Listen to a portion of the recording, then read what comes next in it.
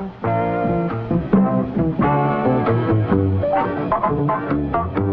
that's really good. But this introduces the broken vessel, right? Which was important to what you were saying earlier, Will. Yeah, the broken vessel is something that he gets from.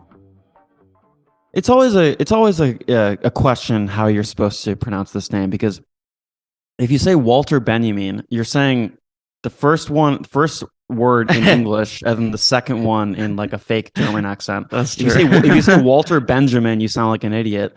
And then if you say Walter Benjamin, you sound like an asshole. Yeah. Yeah.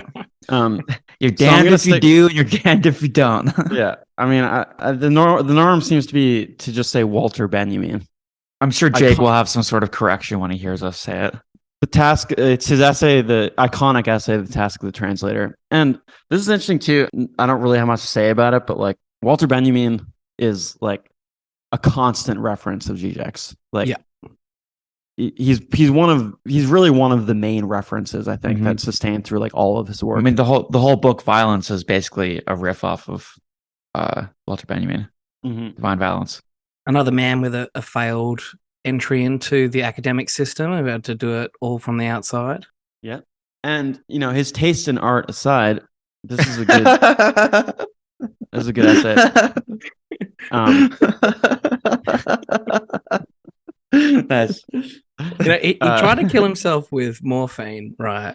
And then apparently just had like an agonizing, protracted death. Shit. There is also a theory that he was like arrested by the Gestapo and killed. Yeah. Žižek's condensation of this essay is on this notion of what was it? Broken vessel. Žižek says, just as fragments of a vessel, in order to be articulated together, must follow one another in the smallest detail, but need not resemble one another. So instead of making itself similar to the meaning of the original, the translation must rather lovingly and in detail in its own language form itself according to the way of signifying of the original, and to make both recognizable as the broken parts of a greater language, just as fragments of the broken parts of a vessel.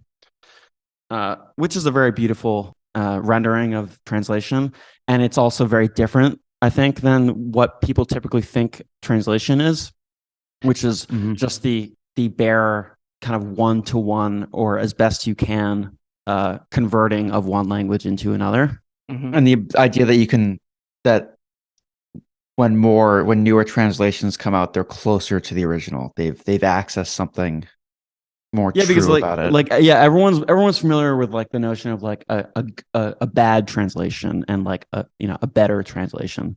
But I think what that misses is what Žižek is trying to point out here is like the translator's work has to remake the original brokenness of the primary text.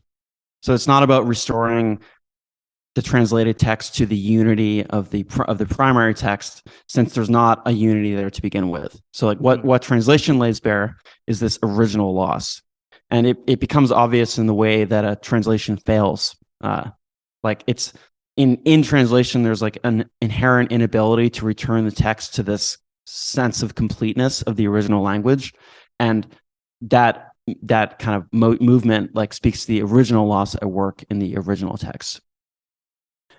That's what I wanted to say. Actually, the double meaning of the word original of the original there. There's the original in terms of a text, if you're thinking about translation, but then there's kind of like an originary loss also.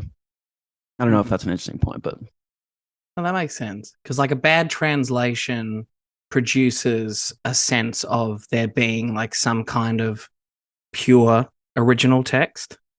Yeah, and a good translation produces some kind of universality.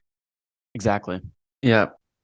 A brief aside that I wanted to pursue here. Žižek writes, pertaining to Benjamin, the movement described here by Benjamin is a kind of transposition of metaphor into metonymy.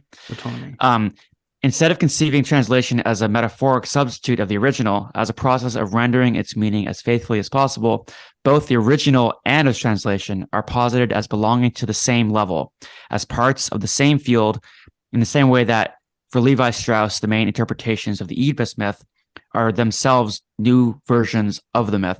I thought that was interesting, referencing Levi Strauss there, where like he calls them a bundle of relations. that you kind of all the iterations of the myth, they become moments in the greater myth. Like the myth is itself something other than its manifestations, in that there can always be another one written, but is only ever kind of like manifested through them. This is the structuralist point about language, languages and languages, and language in general. There's languages in the sense of, you know, French, German, English, whatever, but then there's also language in general. And translation, I think, has something to do with language in general, whereas we tend to think of it as languages. I have a fun anecdote if you guys want.